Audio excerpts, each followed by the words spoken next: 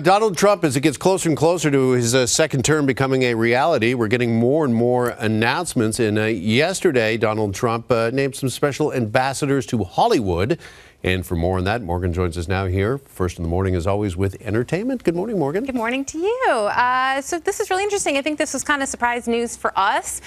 So we're hearing that Sylvester Stallone, Mel Gibson, Jon Voight are among those named as these special ambassadors for Hollywood. Essentially, they're going to be the eyes and ears for Donald Trump in terms of how to make Hollywood great again.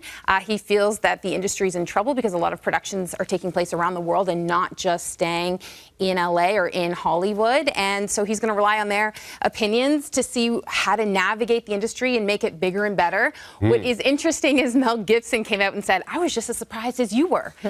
He just found out when we all did. But he said, I'm here to help. Okay.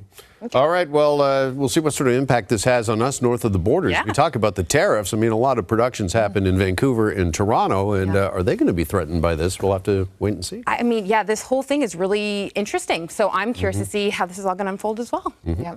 All right.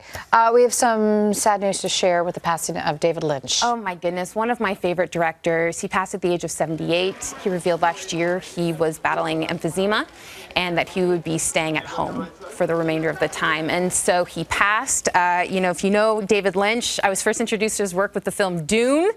And he's just beloved for his work with Blue Velvet, Wild at Heart, Mulholland Drive. I personally love Twin Peaks, one of my favorite series of all time. He won an honorary Oscar in 2019. His film Wild at Heart won the Palme d'Or in 1990.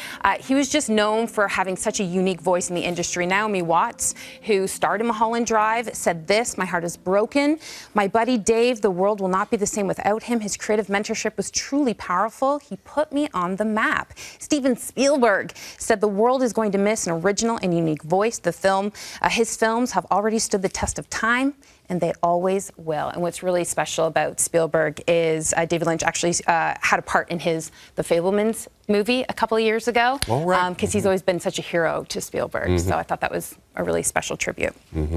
All right, moving along, we got the latest. We've got more in the Justin Baldoni, Blake Lively drama, and now Baldoni's team has filed a pretty big lawsuit here. Huge. We're talking, he is seeking $400 million in damages. He is suing his It Ends With Us co-star Blake Lively, Ryan Reynolds, her husband, and their publicist.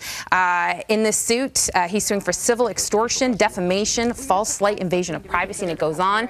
Essentially, he's saying she took control of the film and then allegedly took control of the film and allegedly created a smear campaign against him. Here's where things get really interesting. Taylor Swift somehow got involved, and Game of Thrones. So this is what's going on. In the suit, which I think is like 179 pages, he reveals a lot of text messages, and he claims that Blake tried to take over a lot of the script, including rewriting a very pivotal scene in the movie. It's the rooftop scene where both the characters meet for the first time. And we heard in the press before all this happened that Ryan Reynolds had a lot to add to that scene. So apparently a meeting took place that involved Taylor Swift and Blake Lively and Ryan Reynolds, where they were encouraging Baldoni to accept her revision of this scene. At the time, he agreed, but he said he felt a bit bulldozed. So this is all allegedly what had happened. And so after the meeting was said and done and he accepted this rewrite, he apparently, in these text messages, sent to Blake and said, listen, I accept these changes, but I didn't need Taylor or Ryan's input.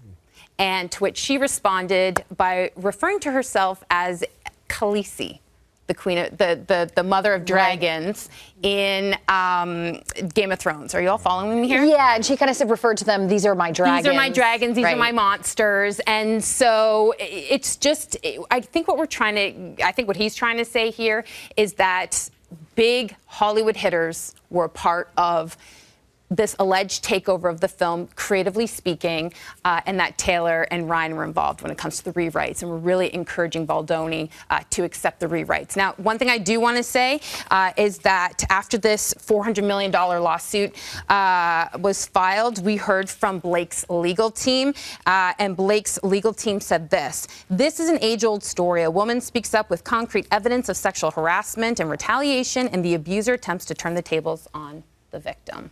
So this is, yeah, we're going to hear a lot more about this. Yeah, we sure will. We're just getting started. Unfortunately, the public arena, before this even goes to trial, everyone's already making decisions and casting their opinion. Yeah. And it's too bad that so much of both their cases have to be put out there before it gets heard in court. Because, as I said, everyone's making their decisions already. Yeah.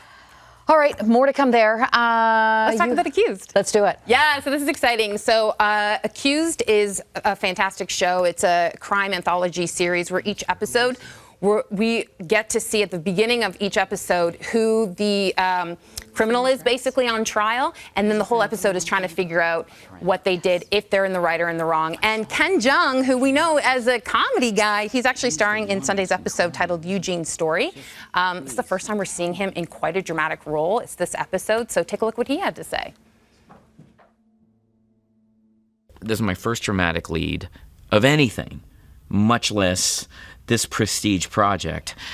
This is by far the most challenging because this is not rooted in what I normally do. I mean, Masked Singer is rooted in comedy, and so this is not. This is rooted in truth. I think what people don't necessarily know about me is I approach every acting project, whether it's comedic or the rare dramas that I do, the same way.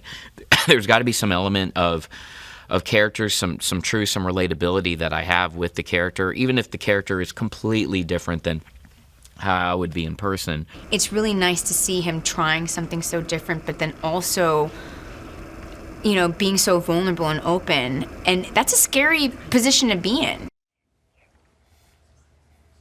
I just love Ken Jeong. I just love that, you know, he's taking challenges all throughout his career, especially because we know him as the comedy guy. So yeah, Accused, new episode this Sunday, and it's called Eugene's Story. All right. Look forward to it. Thank you, Morgan. Thank Appreciate it this you. morning.